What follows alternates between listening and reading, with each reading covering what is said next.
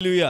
ఈ రాత్రి ఒకవేళ నీ జీవితంలో కూడా ఒక అంగలార్పు ఉందేమో, కానీ దేవుని సిస్టమ్ ఏంటంటే నువ్వు అంగలారుస్తూ ఉండు, అప్పుడు నేను అంగలారుస్తానని నన్ను కీర్తించి అనడు.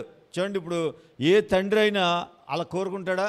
బిడ్డలు బాధ తీర్చిన తర్వాత థ్యాంక్స్ చెప్తే సంతోషిస్తాడా తండ్రి? లేకపోతే బాధల్లో ఉండగానే నువ్వు నాకు థ్యాంక్స్ చెప్పంటాడా?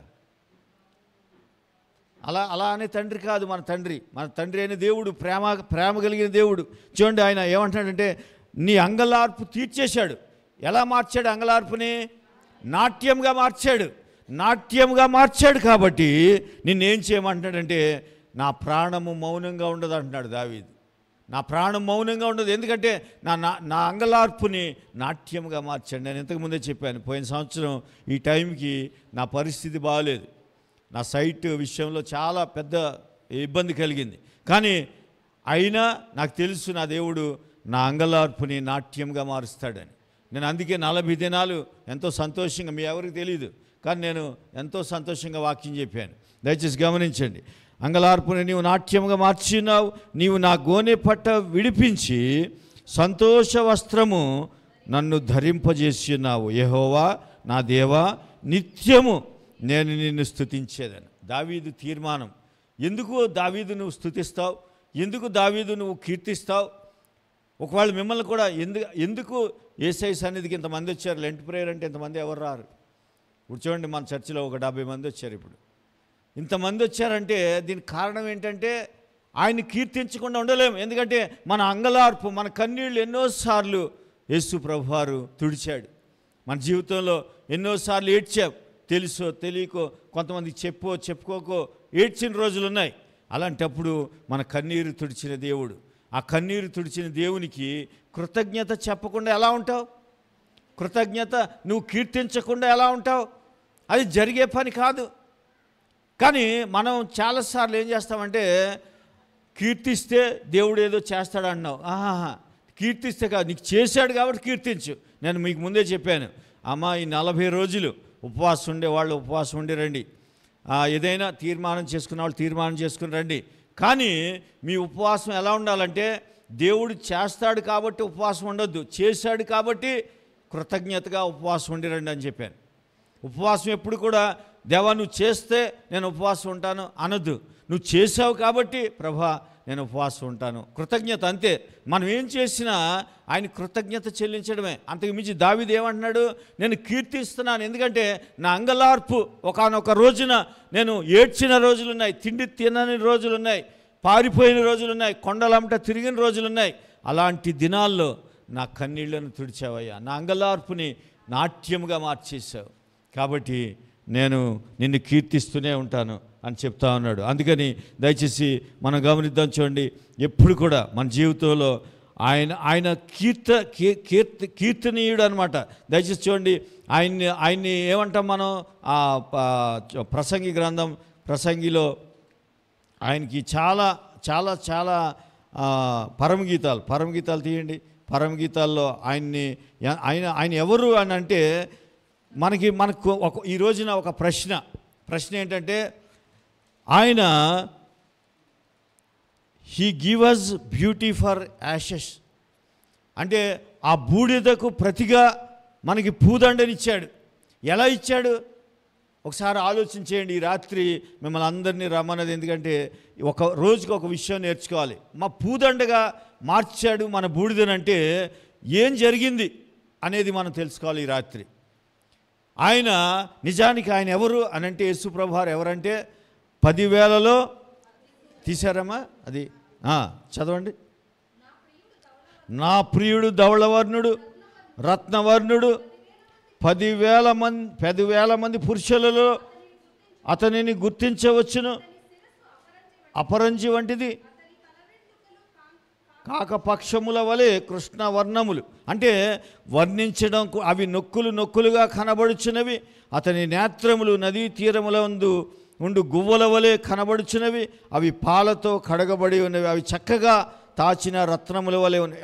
ఆ 5వ పరమగీతాలు మనం చదివితే ఆయన ఎన్నో వర్ణిస్తాడు, ఎంతగానో వర్ణిస్తాడు. అంటే ఆయన 10,000 మందిలో ఉన్నా సరే నువ్వు గుర్తుపట్టచ్చు ఆయన్ని, అంత బ్యూటీ ఆయన. ఆయన ఏమంటున్నాడంటే ఆ బ్యూటీ మన పరిస్థితి ఎలా ఉందంటే ఆయనేమో అంత బ్యూటీ, ఎక్కడున్నా గుర్తుపట్టచ్చు, అంత బ్యూటీ ఆయన. కానీ మనం ఎలా ఉన్నామంటే బూడిద, యాషెస్ అంటే బూడిదలాగా ఉంది మన జీవితం. ఆ బూడిదలాగా ఉన్న ఈ జీవితాన్ని ఆయన ఏం చేశాడంటే పూదండగా మార్చాడు. హల్లెలూయా. అంటే మరి ఈ బ్యూటీ, ఈ బూడిద బ్యూటీగా ఎలా మారింది? మన జీవితము బూడిద కదా, బూడిద బ్యూటీగా ఎలా మారింది అని గమనిస్తే ఈ ఆయన బూడిద తీసుకుని ఆయన బ్యూటీని మనకిచ్చాడు. హల్లెలూయా, హల్లెలూయా. ఈ రోజున మనం కొన్నిసార్లు సిలువ కార్యాన్ని బట్టి సంతోషించాలి, కొన్నిసార్లు దుఃఖం కలుగుతుంది. ఎందుకనంటే ఆయన ధవళవర్ణుడు, రత్నవర్ణుడు, 10,000 మందిలో అతి కాంక్షణీయుడు.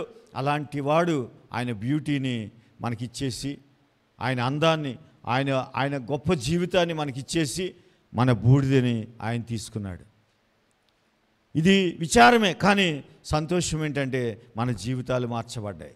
ఆయన చేసిన కార్యమును బట్టి మన జీవితాలు మార్చబడ్డాయి. నేను చాలాసార్లు చెప్తాను, మన అనారోగ్యాన్ని ఆయన తీసుకున్నాడు, ఆయన ఆరోగ్యాన్ని మనకిచ్చాడు. మన కన్నీళ్ళు ఆయన తీసుకున్నాడు, ఆయన సంతోషాన్ని మనకిచ్చాడు. ఆయన ఎన్నో కార్యాలు ఆయన మన జీవితంలో ఈ రోజున సంతోషంగా ఉన్నాం, ఇంత ఆనందంగా ఉన్నామంటే ఆయన బూడిదిగా మారిపోయాడు. ఆ సిలువలో, ఆ కల్వరి కొండలో సిలువలో వేలాడుతూ ఆ మండు టెండలో బూడిదిగా మారిపోయాడు. అందుకే ఆయన 53వ యెషయా గ్రంథంలో అంటాడు, ఆయనకి సొగసైనను, చదవండి ఒకసారి 2వ వచనం చదవండి, 53:2. త్వరగా మొక్కవలెను ఆయన ఎదుట పెరిగాను, అతనికి ఏం లేదు, స్వరూపమైనను సొగసైనను లేదు. మనం అతన్ని చూచి ఆపేక్షించినట్లుగా అతని యందు స్వరూపము లేదు, అందమే లేదట. ఎవరికి? 10,000 మందిలో అతి సుందరుడు, అతి కాంక్షణీయుడు. ఆయనకి ఏం జరిగిందంటే స్వరూపమైనను సొగసైనను లేదు. మనం అతన్ని చూడలేకపోయాం. చూడనొల్లని వాడు అంటాడు ఇంకో దగ్గర, అక్కడే ఆ 3వ వచనం 3వ లైన్లో అంటాడు, మనుష్యులు చూడనొల్లని వానుగా ఉండేను. అంటే ఎలా అయిపోయాడంటే ఆయన చూడాలంటేనే భయం. అంటే ఆ ముఖం అలాగ అయిపోయింది. ఆయన ఎవరు అసలు? 10,000 మందిలో అతి సుందరుడు. నువ్వు గుర్తుపట్టచ్చు ఆయన్ని. అలాంటి అందమైన స్వరూపాన్ని, అందమైన జీవితాన్ని మన బూడిదగా ఉన్న మన కొరకు ఇవ్వడానికి ఆయన ఆ సిలువలో స్వరూపమైన సొగసైన లేకుండా అయిపోయాడు. అందుకే ఈ రాత్రి, ప్రభా నా జీవితం ఇంత అందంగా ఉంది, నేను ఇంత సంతోషంగా ఉన్నాను, ఈ విధంగా ఉన్నానంటే ఏంటి కారణం అంటే మన బూడిద లాంటి జీవితాన్ని సిలువలో ఆయన ఎక్స్చేంజ్ చేశాడు. ఎక్స్చేంజ్ అంటే మార్పిడి జరిగింది. మన జీవితాన్ని తీసుకుని ఆయన జీవితాన్ని మనకిచ్చేశాడు. అందుకే దయచేసి మనం గమనిస్తే ఈ భస్మ బుధవారం రోజున 3 విషయాల్ని మనం నేర్చుకుని ఇక్కడి నుంచి వెళ్దాం. ఆయన అంత త్యాగం చేశాడు కాబట్టి ఆయన జీవితంలో ఆయన బూడిదగా మారడానికి ఎవరు ఒప్పుకుంటారు చెప్పండి? మనం ఏదైనా చిన్న సహాయం చేయడానికి ఒప్పుకుంటాం, కానీ మన జీవితం బూడిద చేసుకుని ఎదుటి వాళ్ళు అందంగా ఉండాలని కోరుకుంటామా? అది జరగని పని. అలా మనం కోరుకోం. కానీ మనల్ని ఇష్టపడి, మనల్ని ప్రేమించి, మనమంటే చాలా ఇష్టం. నేను ఎప్పుడు చెప్తాను మీకు, నువ్వు ఏం చేసినా ఆయనకి మనమంటే పిచ్చి ప్రేమ. మనం కొన్నిసార్లు ఆయనకి నచ్చనివి చేస్తాం, కొన్నిసార్లు ఆయనకి ఇష్టం లేని జీవితం జీవిస్తాం. అయినా ఆయన ఏం చేస్తాడంటే మనమంటే చాలా ఇష్టం ఆయనకి, చాలా చాలా ఇష్టం. మనల్ని ప్రేమిస్తూనే ఉంటాడు ఆయన. ఆ ప్రేమించాడు కాబట్టి బూడిదగా మారిపోయి ఆయన పూదండ నీకు ఇచ్చాడు. గట్టిగా చప్పట్లు కొడదాం యేసయ్యకి. హల్లెలూయా, హల్లెలూయా. ఎందుకంటే లేకపోతే మన జీవితాలు ఏపాటివి, మనం ఏపాటి వారం.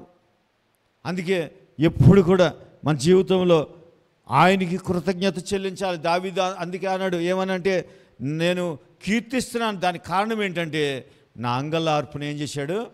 నాట్యంగా మార్చేశాడు. మన జీవితంలో ఎన్నిసార్లు ఏడ్చుంటాను చెప్పండి?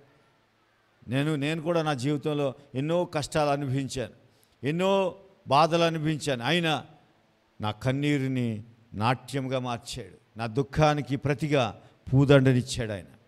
ఈ రోజున ఈ జీవితమే దేవుడిచ్చిన జీవితం ఇది. నేను ఆయనకి ఇష్టం లేని కార్యాలు ఎన్నో చేశాను, ఆయన నన్ను ప్రేమిస్తూనే ఉన్నాడు. ఆయన ప్రేమని ఈ విధంగా మనకు చూపించాడు. బూడిదిగా మారిపోయి ఆ మాటలు చదువుతుంటేనే దుఃఖం వస్తుంది. ఆ సిలువలో ఆ స్వరూపమైనా లేదట. 10,000 మందిలో నువ్వు గుర్తుపట్టచ్చు. అలాంటి వ్యక్తి ఆయన తల గురించి, ఆయన చేతుల గురించి వర్ణించాడు, ఆయన బాడీ అంతా వర్ణించాడు, ఎలా ఉందో ఆయన బాడీ అని. కానీ అలాంటి వ్యక్తిని చూడనొల్లని వానిగా అయిపోయాడు. నువ్వు చూడలేవు ఆయన్ని సిలువలో. నిజంగానే యేసు ప్రభువుని సిలువలో చూడలేమట. అన్ని గాయాలు, ఎక్కడ చూసినా రక్తమే, ఎక్కడ చూసినా గాయమే. ఆయనకి అన్యాయపు తీర్పు తీర్చబడింది. అన్యాయపు తీర్పు అంటే కొట్టకూడదు, ఒకటి తక్కువ 40 కొరడా దెబ్బల కంటే ఎక్కువ కొట్టకూడదు. కానీ ఆ రాత్రంతా కొడతానే ఉన్నారు. ఎప్పటి వరకు అంటే ఆ వీపు దున్నబడే వరకు కొడతానే ఉన్నారు. అలాంటి శిక్షను అనుభవించాడు. అంటే అన్యాయపు తీర్పు. అన్యాయంగా మనం అంటాం కదా, ఆ వ్యక్తిని అన్యాయం చేశారండి, అన్యాయపు తీర్పు అంటాం. అలాంటి అన్యాయపు తీర్పు.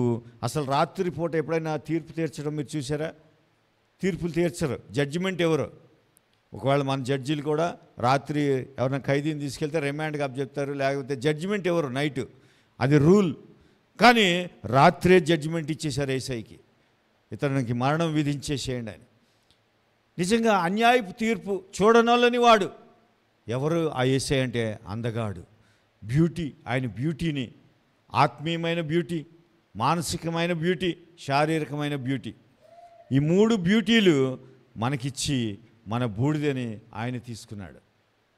బూడిద లాంటి మన జీవితాన్ని ఆయన తీసుకుని ఆయన బ్యూటీ మనకిచ్చాడు. అందుకే ఈ రోజున ఆయన give us beauty for ashes, బూడిదకు ప్రతిగా పూదండిచ్చాడు.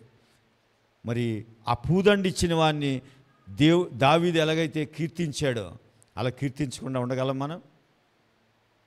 ఈ రాత్రి దేవుడు మనతో మాట్లాడిన మాట ఏంటంటే, బిడ్డ, నీ కొరకు నేను నా బ్యూటీని ఇచ్చేశాను, బూడిదిగా మారిపోయాను. కాబట్టి ఆ బ్యూటీని ఉన్నందుకు ఈ 40 రోజులు మనం వచ్చి ఏం చేయాలంటే ఆయన్ని కీర్తించాలి, ఆయన్ని థ్యాంక్స్ చెప్పుకోవాలి. ప్రభా నీకు వందనాలు నాయన, నా జీవితం మీరు ఇచ్చిన జీవితం. ఈ 40 రోజులు మనకు ఒక ఏమంటామంటే ఒక అదృష్టం అనుకోవాలి. ఈ 40 రోజులు దేవుని సన్నిధిలో పాల్గొనడం మన అదృష్టం అనుకోవాలి. ప్రభా నాకు 40 రోజులు నీ సన్నిధిలో గడిపాను. ఈ 40 రోజులు ఈ సంవత్సరం అంతా మనల్ని ముందుకు తీసుకెళ్ళిపోతాయి. కాబట్టి ఎప్పుడు కూడా ఒకవేళ నువ్వు ఓడిపోయేవేమో, నువ్వు అంగలారుస్తున్నావేమో, నువ్వు దుఃఖిస్తున్నావేమో, ఈ రాత్రి దేవుడు మాట్లాడుతున్నాడు ఏంటంటే, నీ ప్రతి అంగలార్పుని నేను నాట్యంగా మారుస్తాను. దేవుడిచ్చిన వాగ్దానం ఇది. కాబట్టి గట్టిగా చప్పట్లు కొడదాం, యేసయ్యకి గట్టిగా చప్పట్లు కొడదాం. ఎందుకంటే ఆయనను బట్టే ఈ రోజున మనము ఇంత సంతోషంగా, సమాధానంగా, ఎన్ని కష్టాలున్నా ఇబ్బందులున్నా మరలా మనం కోలుకోవడానికి కారణం ఏంటంటే ఆ రక్తము మనల్ని కడుగుతూ ఉంటుంది. మీకు యాష్ వెనస్డే అంటే ఏంటో చెప్పాను. ఆ పశువుని ఆ బూడిద చేసి ఆ నీళ్ళని అందులో కలిపి బలి అర్పణ తర్వాత మళ్ళీ సంవత్సరానికే బలి. అయితే మధ్యలో తప్పు చేస్తే ఏంటి మరి అంటే ఆ బూడిద నీళ్లు తీసి చల్లేవారు అన్నప్పుడు, హిస్సోపుతో మీద కొట్టేవారు. ఆ తర్వాత అదే హెబ్రీ పత్రికలో చెప్పాడు పౌలు గారు, ఆ ఆవు దూడ బూడిదే నీకు రక్షణిస్తే, ఆ ఆవు దూడ బూడిదే నీ జీవితాన్ని మార్చేస్తే, నీ పాపాలు క్షమిస్తే, నిన్ను అంతకంటే మరి శ్రేష్టమైన, అమూల్యమైన, నిర్దోషమైన, నిష్కళంకమైన యేసు ప్రభువారి యొక్క రక్తము నీ జీవితాన్ని మార్చేస్తుంది. పూదండ అది కూడా ఎలా మారుస్తుందంటే మామూలుగా కాదు, ఆయన బ్యూటీగా చేసేస్తుంది నీ జీవితాన్ని. అయ్యో నేనేనా, నా జీవితమేనా అనిపించేలాగా నీ జీవితాన్ని మార్చేస్తుంది. కాబట్టి దయచేసి ఈ రాత్రి ప్రభా ఒక మాట చెప్పండి, ప్రభా బూడిద లాంటి నా జీవితాన్ని పూదండగా మార్చావు, నీకు స్తోత్రాలయ్యా. నా అంగలార్పుని నాట్యంగా మార్చావు, నీకు స్తోత్రాలయ్యా. అంతే చాలు. దానికే ఆయన సంతోషపడిపోతాడు. ఆయన సిలువు కార్యాన్ని ఎప్పుడు నువ్వు జ్ఞాపకం చేసుకున్నా సంతోషపడేది తండ్రి అయిన దేవుడు. కాబట్టి ఎప్పుడు కూడా ఆయన సిలువు కార్యాన్ని జ్ఞాపకం చేసుకోండి. ఆ సిలువలో శక్తి ఉంది. నేను మరలా చెప్తున్నాను, కొరింథీ పత్రికలో రాస్తాడు పౌలు, ఏమని? సిలువలో ఏముంది? శక్తి ఉంది. ఆ ఒక్క మాటతో మీరు ఇక్కడికి రండి, ఆ శక్తిని తీసుకుని వెళ్ళండి, అంతే. ఈ రాత్రి నీకు నాకు దేవుడు చెప్పిన మాట ఏంటంటే, నీ అంగలార్పుని నాట్యంగా మార్చేశాను. హల్లెలూయా. నీ యొక్క బాధని, లేకపోతే నీ కన్నీళ్ళని, నీ దుఃఖానికి ప్రతిగా అంటే బదులుగా నేను నా యొక్క బ్యూటీని ఇచ్చేసాను, పూదండగా మార్చేశాను. నేను ఆ పూదండగా మార్చడానికి ఆయన సిలువలో ఈ 40 రోజులు శ్రమ అనుభవించాల్సి వచ్చింది. కాబట్టి ఈ రాత్రి మనం వాక్యం ముగించుకునే ముందు అందరూ కూడా మరి మనము మాట్లాడుతూ ఉన్నప్పుడు, ప్రభా నువ్వు చేసిన ఈ సిలువ కార్యాన్ని బట్టి నా జీవితాన్ని, ఎన్నికలేని నా జీవితం, ఎవరు కూడా నన్ను గుర్తించలేని నా జీవితం, అలాంటి గుర్తింపు లేని నా జీవితానికి నువ్వు ఇలాంటి గొప్ప పూదండ అంటే ఏంటి? హానర్. నిన్ను హానర్ చేశాడు దేవుడు. అంటే గుర్తింపు లేని వ్యక్తికి ఏమిచ్చాడు? గుర్తింపునిచ్చాడు. ఆ గుర్తింపు కూడా ఎలాంటిది? పూదండ. బూడిద ఎక్కడ, పూదండ ఎక్కడ? పెట్టండి, పక్కనే పెట్టండి. బూడిదని తీసి ఒక పక్కనే, దాని పక్కనే పూదండ పెట్టండి. ఏది కోరుకుంటారు? పూదండ. అది ఎంతో పూదండ. పూలు దండ ఎప్పుడు వేస్తాం మనం?